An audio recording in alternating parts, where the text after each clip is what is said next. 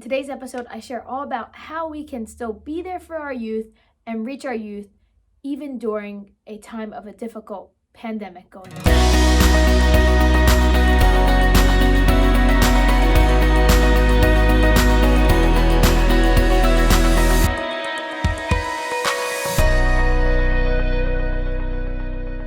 Welcome to this episode of Youth Ministry Insights.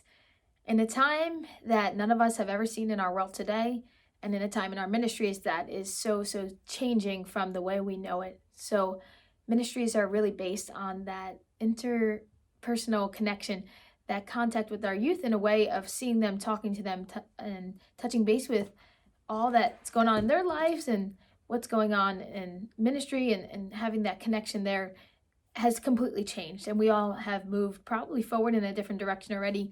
But I'm just here today to kind of share with you some things that I've learned just in this last week of how to move my ministry from schedules and meeting times and meeting locations to basically online at this point.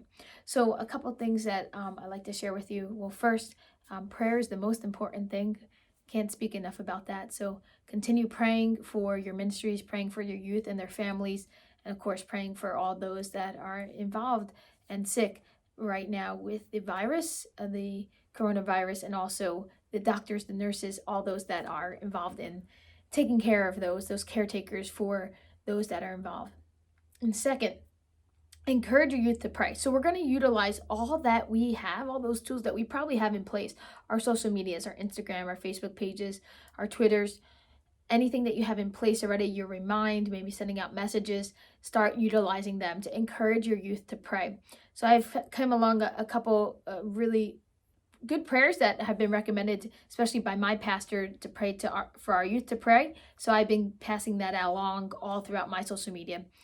I really encourage our youth to pray the rosary as a family. I think that's the most important thing. And right now they have so much family time that was not planned for in their actual day, and so much time has opened up probably for both their parents and the youth themselves. So encourage them to take time each night to pray as a family, especially the rosary. Second, Psalm 91 from the book of Psalms, the Old Testament. It's such a powerful prayer, especially in these times. So if they can pray that psalm, I think that's really important as well. I've been told that and seeing that all over, especially from, again, my pastor.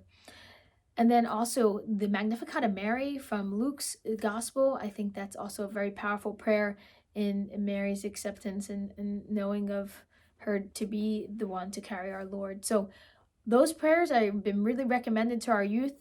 And then additionally, putting them out all over. What other prayers? There have been a lot of great novenas coming out, putting them all out to our youth as well. So other things, utilize your social media to use all that. Other things that you can do on social media. Live stream, you can do Facebook Live, Instagram Live. Right now, we still have a few things going on at the parish. Of course, we don't have Mass right now, but we're going to be live streaming our Masses. So if your parish is doing that, sending out that information. Our parish had a Eucharistic procession on Sunday. That was a last minute thing. We live streamed that. So anything you can live stream, you can go Facebook Live, Instagram Live at any time with maybe messages.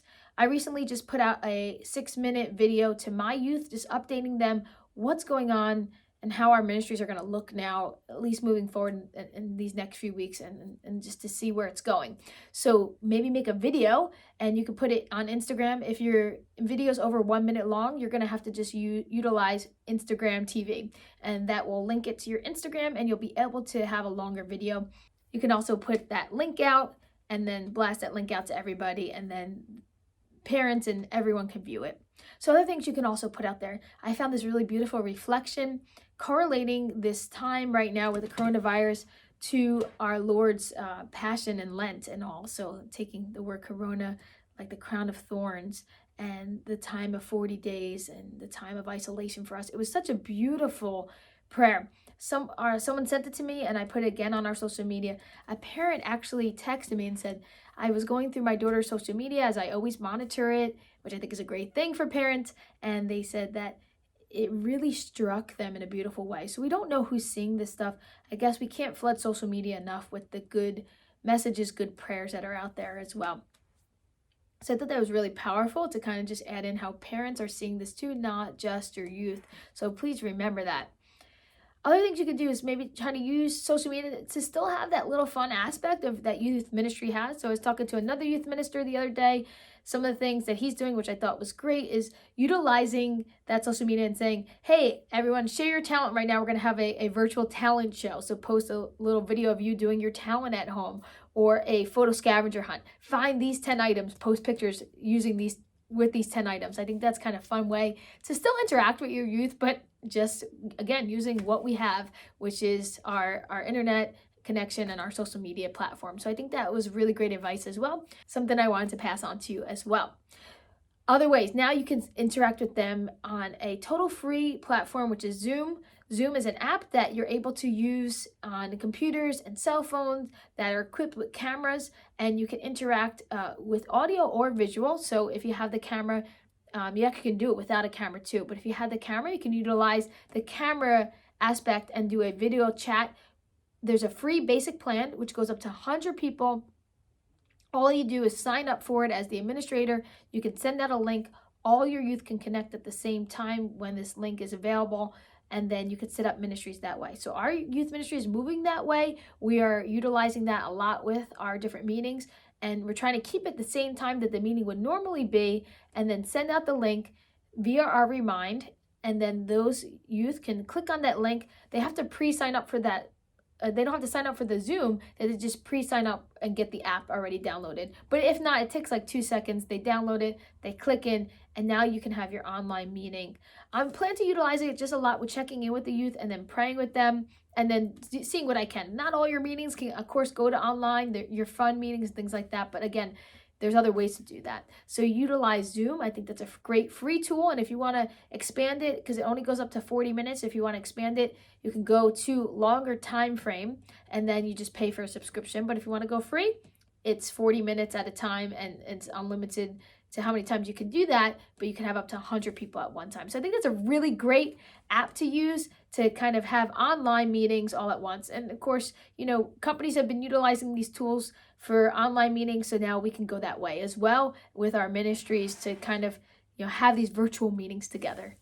Another thing you can do is give them little challenges or little tasks. So one of the things I did recently was ask some of our members of our youth ministry to start writing to two young women who just entered formation for two different religious orders, one with the Dominicans and one with the CFRs. And in writing to them, they can just you have some extra time to write a handwritten note and mail it out to these two young women who I'm sure will correspond back because they've been really great about sending some letters to our youth ministry. Now we can just give them a whole bunch of more letters so that they can hear what's going on in each of their lives and kind of communicate that way. It's a kind of lost form of communication in handwritten letters, so we're going to bring that back. Another challenge I gave my youth too, I was inspired yesterday that to do a random act of kindness with one of my neighbors, and I left them a little present in their mailbox anonymously with a nice handwritten letter saying that I wanted to start a chain in our neighborhood of random acts of kindness, and I encourage my youth to do this as well in their neighborhoods, just to be that person to start that chain reaction of the random act of kindness. So those little challenges I think are good as well, and send them out in whatever app you're using. If it's Remind, to put it out there again, use your social medias to say, this is a challenge we're going to do. Here, everybody do it and put it out there on your social media. And then lastly, something really big's happening in the youth ministry world. So we have ProjectYM, Project Youth Ministry Live. That's going to take place this Sunday night, 7 to 8 p.m., and that is Central Time. So remember which time zone you're in to plug in. If you go to ProjectYMLive.com, you'll be able to sign up as a youth minister to hook into this project. What is it? Well, they're going to have some really great praise and worship music being led, but also speakers, Catholic youth speakers, on each Sunday night to kind of supplement youth ministry, what usually happens typically on a Sunday night for youth ministry or whenever your youth ministry happens, but they're doing it particularly on Sundays to try to help the youth ministers not recreate meetings, but be able to have those meetings already online for you with these big speakers. So this Sunday, which when this already airs, it's going to be past, but was Paul J. Kim. And then coming up are going to be some more great speakers. So stay tuned for that. Check that out. That's another great resource that you can use.